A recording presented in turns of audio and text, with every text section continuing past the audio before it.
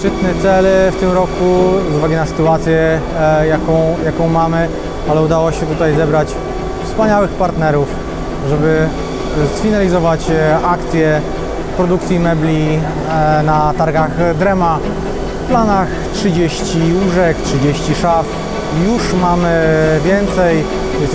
Jest trzeci dzień targów, już mamy 50 łóżek.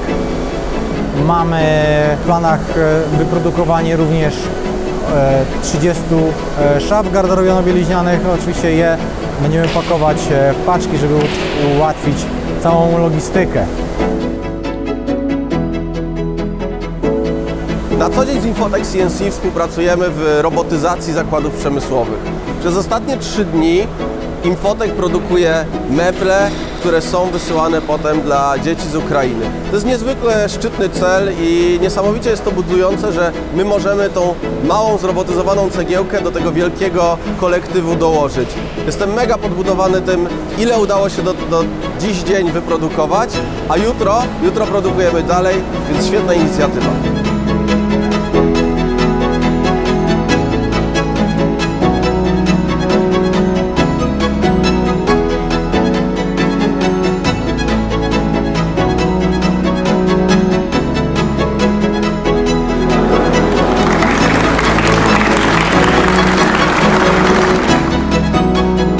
Większość tych rzeczy robiliście własnoręcznie i chwała Wam za to.